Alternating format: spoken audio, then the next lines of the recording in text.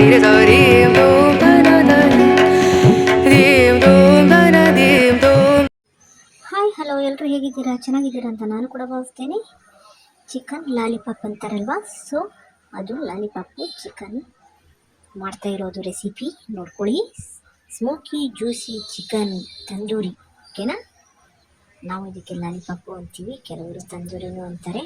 ನೋಡಿ, ಅದ್ರ ಮೇಲೆ ಕಾರ್ನ್ಫ್ಲವರು, ಉಪ್ಪು, ಸ್ವಲ್ಪ ನೀರು, ಕಾರ್ನ್ಫ್ಲವರು, ಉಪ್ಪು, ನೀರೆಲ್ಲ ಹಾಕಿ ಗರಂ ಮಸಾಲೆ, ಧನಿಯಾ, ಓಕೆ, ಅದನ್ನು ಮಾಡ್ತಾ ಇದ್ದೀನಿ. ನೋಡ್ಕೊಳ್ಳೋಣ ಬನ್ನಿ ಏನೇನು ಹಾಕೋದು ಅಂತ. ಓಕೆ, ಫಸ್ಟಿಗೆ ಚಿಕನ್ ತಗೊಳ್ಳಿ, ನೀರನ್ನು ಹಾಕಿ, ನಂತರ ಸ್ವಲ್ಪ ಉಪ್ಪು ಹಾಕಿ,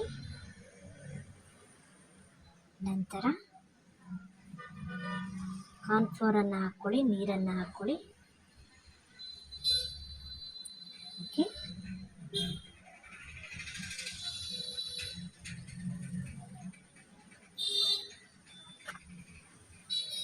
ಇವಾಗ ಮಸಾಲವನ್ನು ರೆಡಿ ಮಾಡ್ಕೊಳ್ಳೋಣ ಬನ್ನಿ. ಧನಿಯಾ, ಜೀರಿಗೆ, ಬಡೆ ಸೊಪ್ಪು, ಲವಂಗ, ಚಕ್ಕೆ, ಮೆಣಸಿನಕಾಯಿ, ಆಮೇಲೆ ಬೋಳ್ಕಾಳು ಅಂದರೆ ಕರಿಮೆಣಸಿನಕಾಳು, ಟರ್ಮರಿಕ್ಕು, ಖಾರದ ಪೌಡ್ರಿ, ಆಮೇಲೆ ಗರಂ ಮಸಾಲ, ಧನಿಯಾ ಪುಡಿ, ಜೀರಾ ಪೌಡರು, ಜೀರಾ ಎಲ್ಲ ಹಾಕ್ಕೊಂಡು ಅದೇನು ಮಾಡ್ತಾರೆ ಮಿಕ್ಸ್ ಮಾಡಿ ಪೌಡ್ರ್ ಮಾಡ್ಕೊಳ್ಳೋದು. ಓಕೆನಾ? ಜೀರಾ ಎಲ್ಲ ಹಾಕಿ ಪೌಡ್ರ್ ಮಾಡ್ಕೋಬೇಕು.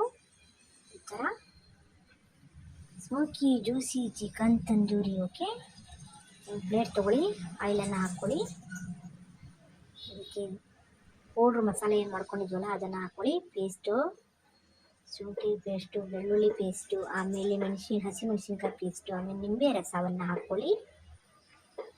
ಆಮೇಲೆ ಕರಡು, ಹುಳಿ ಬರಬಾರ್ದು, ಆ ಥರ ಚಪ್ಪೆ ಕರಡನ್ನು ತೊಗೊಳ್ಳಿ, ಆ ಮೊಸರನ್ನು ತೊಗೊಳ್ಳಿ, ಚೆನ್ನಾಗಿ ಕಲಿಸ್ಕೊಂಡು ನಂತರ ಅದಕ್ಕೆ ಡಿಪ್ ಮಾಡಿ, ಯಾವುದನ್ನು ಚಿಕನನ್ನು ಡಿಪ್ ಮಾಡಿ. ಇದನ್ನು ಡಿಪ್ ಮಾಡಿದ ಮೇಲೆ, ಮಸಾಲೆಯನ್ನು ಡಿಪ್ ಮಾಡಿದ ನಂತರ ಇದನ್ನು ಸ್ವಲ್ಪ ರೆಸ್ಟಲ್ಲಿಟ್ಟರೆ ಇನ್ನೂ ಒಳ್ಳೆಯದು. ರೆಸ್ಟಲ್ಲಿಟ್ಟು ಆಮೇಲೆ ಫ್ರೈ ಮಾಡಬೇಕಿದು.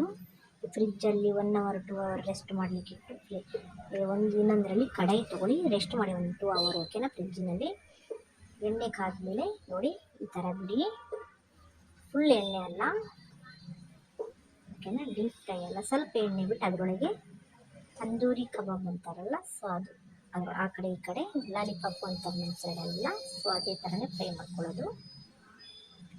ಓಕೆನಾ? ನೋಡಿ, ಎರಡೂ ಕಡೆಯೂ ಫ್ರೈ ಮಾಡ್ಕೊಳ್ಳಿ, ಚೆನ್ನಾಗಿ ಸ್ಲೋ ಫ್ಲೇಮಲ್ಲೇ ಇರಲಿ. ತುಂಬ ದೊಡ್ಡ ಉರಿ ಬೇಡ, ಯಾಕಂದರೆ ಅದು ಕಪ್ಪಾಗಿಬಿಡತ್ತೆ.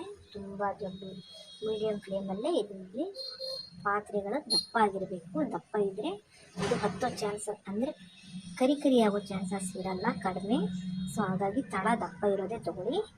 ಇವಾಗ ನೋಡಿ, ತುಪ್ಪವನ್ನು ತೊಗೊಳ್ಳಿ, ತುಪ್ಪದ ಮೇಲೆ ಮಸಾಲೆ ಗ್ರೇವಿಯನ್ನು ಹಾಕ್ಕೊಳ್ಳಿ, ಉಳಿದಿರುವಂಥ ಮಸಾಲೆ ಗ್ರೇವಿಯನ್ನು ಹಾಕಿ, ಅದ್ರ ಮೇಲೆ ನೀವು ಏನು ಹುರಿದಿರ್ತೀವಿ, ತಂದೂರಿ ಏನು ಫ್ರೈ ಮಾಡಿರ್ತೀರಲ್ವ, ಸೊ ಅದನ್ನೇ ಇದಕ್ಕೆ ಹಾಕಿ, ಸ್ವಲ್ಪ ತುಪ್ಪನ್ನು ಹಾಕಿ, ಚಾಟ್ ಮಸಾಲವನ್ನು ಹಾಕ್ಕೊಳ್ಳಿ, ಚೆನ್ನಾಗಾಗತ್ತೆ. ಓಕೆ, ನಂತರ ಮುಚ್ಚಿ ಸಣ್ಣ ಉರಿಯಲ್ಲಿ ಬೇಯಿಸಿದ ನಂತರ ರೆಡಿಯಾಗಿದೆ ಅಂತ ಅರ್ಥ. ಮುಚ್ಚಳತೆ ಹಬೆಯಲ್ಲಿ ಬೆಂದಿದೆ ಅಂತ ಅರ್ಥ. ಮಸಾಲೆಯನ್ನು ಚೆನ್ನಾಗಿ ಎಳ್ಕೊಂಡು ರೆಡಿಯಾಗಿದೆ. ಇವಾಗ ನೋಡ್ಬೋದು ನೀವು ಹೇಗೆ ರೆಡಿಯಾಗಿದೆ ಅಂತ. ತುಂಬ ಚೆನ್ನಾಗಿರುತ್ತೆ. ಡೀಪ್ ಫ್ರೈಗಿಂತ ಇದು ತುಂಬ ಟೇಸ್ಟಿಯಾಗಿರುತ್ತೆ. ಒಮ್ಮೆ ಟ್ರೈ ಮಾಡಿ ನಿಮ್ಮ ಮನೆಯಲ್ಲಿ. ನೀವು ಹೋಟ್ಲಿಗೆ ಹೋಗೋದು ಬೇಡ, ಎಲ್ಲೂ ಹೋಗೋದು ಬೇಡ, ಮನೆಯಲ್ಲೇ ರುಚಿಕರವಾದಂತಹ ಸ್ವಲ್ಪ ಟೈಮ್ ತೊಗೊಂಡು ಆರಾಮ್ ಮಾಡ್ಕೊಳ್ಬೋದು. ನೀವು ಅಲ್ಲಿ ಕಟಿಂಗ್ ಮಾಡ್ಕೊಂಡು ಬರುವಾಗಲೇ ನೀವು ಈ ಥರ ಲಾಲಿಪಾಪ್ ಥರನೇ ಕಟಿಂಗ್ ಮಾಡ್ಕೊಂಡು ಬರಬೇಕು. ಚೆನ್ನಾಗಾಗತ್ತೆ ಫ್ರೈ. ಓಕೆ, ಟ್ರೈ ಮಾಡಿ. ಸುಳ್ಳಲ್ಲ